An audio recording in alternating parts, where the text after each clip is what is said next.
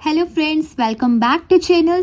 आज का हमारा टॉपिक है टैक्स इंसिडेंस। लास्ट वीडियो में हमने देखा था टैक्स इम्पैक्ट का टॉपिक, और आज के वीडियो में जो हम कंसेप्ट समझने वाले हैं वो है टैक्स इंसिडेंस। टैक्स इंसिडेंस के जो है हम मीनिंग, फोकस और एग्जाम्पल को डिस्कस करेंगे। तो स्टार्ट करते हैं और समझते हैं इस कॉन्सेप्ट को। तो यहाँ पर क्या लिखा है, tax incidence refers to who ultimately bears the burden of tax regardless of who is legally responsible for paying it to the government। जैसा कि मैंने आपको बताया था, टैक्स इम्पैक्ट होता है इमीडिएट इफेक्ट ऑफ टैक्स। ठीक है, जब वो टैक्स इम्पोज कर दिया गया है बाय द गवर्नमेंट, तो उसके बाद क्या इफेक्ट होगा ऑन द सप्लायर और the producer of goods and services, उसे बोलते हैं टैक्स इम्पैक्ट। मतलब कि टैक्स इम्पैक्ट जो था वो क्या था, वो था इनिशियल बर्डन ऑफ टैक्स। कि इनिशियल बर्डन जो है टैक्स का वो किसके ऊपर रहता है। और यहाँ पर जब हम टैक्स इंसिडेंस की बात कर रहे हैं तो यहाँ पर हम बात करेंगे फाइनल बर्डन की, कि अल्टीमेट बर्डन जो है टैक्स का वो कौन बियर करेगा।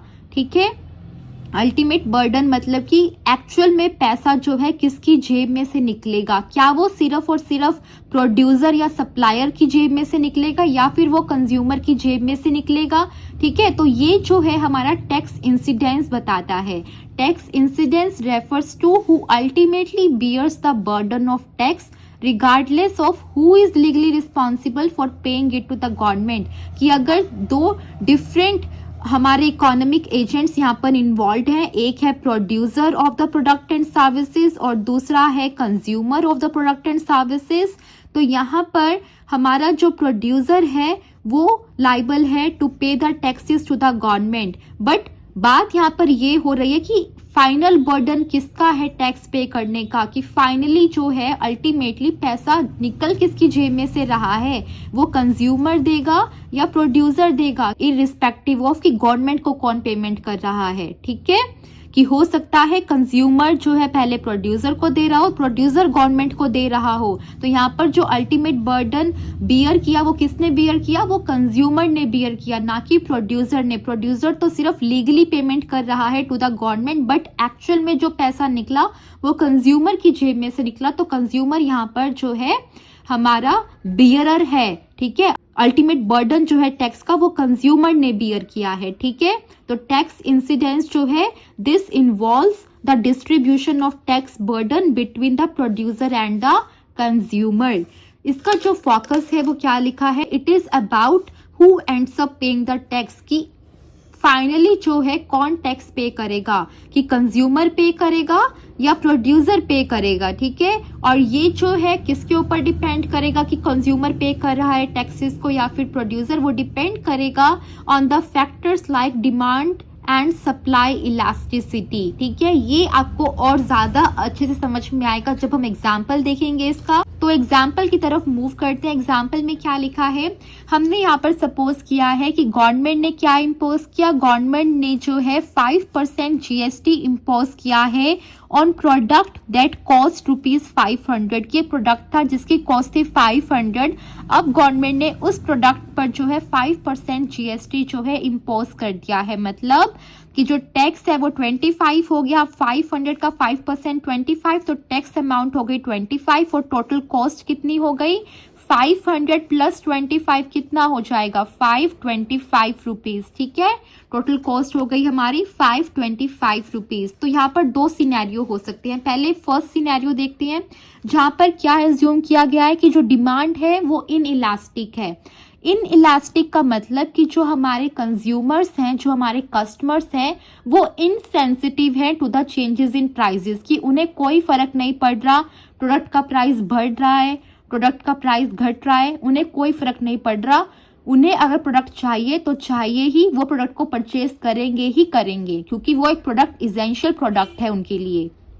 ठीक है, तो अगर डिमांड इन इलास्टिक है तो उस केस में क्या होगा, जो हमारा कंज्यूमर है वो बियर करेगा most of the tax burden, क्योंकि हमारे सप्लायर को दिख रहा है कि हमारे बायर के लिए ये प्रोडक्ट इसेंशियल है, वो इसका कंजम्पशन करेगा ही करेगा। तो सप्लायर क्या करेगा, सप्लायर जो है वो पूरा का पूरा टैक्स का अमाउंट पास ऑन कर देगा टू द कंज्यूमर। ठीक है, और वो कैसे करेगा, जो प्रोडक्ट पहले 500 रुपए का वो बेच रहा था अब वो 25 रुपए यहाँ पे ऐड कर 525 का उसे बेचेगा।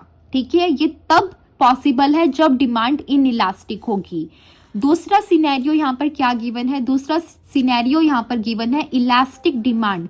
यहाँ पर जो डिमांड है वो इलास्टिक है, मतलब कि consumers are sensitive to the changes in prices, कि उन्हें फर्क पड़ रहा है, कंज्यूमर की डिमांड चेंज हो रही है based on the changes in the prices of product and services. तो अगर डिमांड इलास्टिक है तो वहां पर हमारे प्रोड्यूसर को भी टैक्स बर्डन बियर करना पड़ सकता है। ठीक है, क्योंकि अगर वो सारा का सारा बर्डन कंज्यूमर को ट्रांसफर करते हैं तो उस केस में जो कंज्यूमर है उनकी डिमांड में रिडक्शन आ जाएगी और हमारे सप्लायर के जो प्रॉफिट्स हैं वो भी रिड्यूस हो जाएंगे। तो अगर सप्लायर अपने प्रॉफिट्स को मेंटेन कर रखना चाहता है तो उस केस में हमारे सप्लायर को या फिर प्रोड्यूसर को क्या करना पड़ेगा, कुछ टैक्स बर्डन खुद भी बियर करना पड़ेगा। जैसे यहाँ पर लिखा है the producer may rise the price by only ₹12 और 13 absorbing the remaining portion of GST to avoid losing customers. ठीक है, कि वो सिर्फ 12 या 13 रुपए से प्रोडक्ट का प्राइस बढ़ा सकता है, मे बी 512 का बेच सकता है, 513 का, बट जो डिफरेंस है, जो बाकी के 13 या 12 रुपए बचे हैं वो उसे खुद ही बियर करने पड़ेंगे अगर वो अपने कस्टमर्स को लूज नहीं करना चाहता।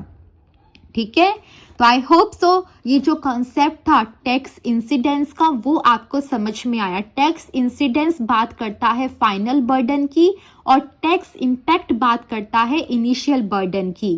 ठीक है, टैक्स इंसिडेंस जो है ये बताता है कि कौन जो है अल्टीमेटली बियर करेगा the burden of tax payment. ठीक है, it involves the distribution of tax burden between consumers and producers। अगर आपको ये वीडियो अच्छा लगा है तो आप इस वीडियो को लाइक करो, वीडियो को शेयर करो अपने फ्रेंड्स के साथ, और चैनल पर नए आए हो तो चैनल को सब्सक्राइब करना मत भूलिएगा। Thank you very much for watching this video. Bye bye.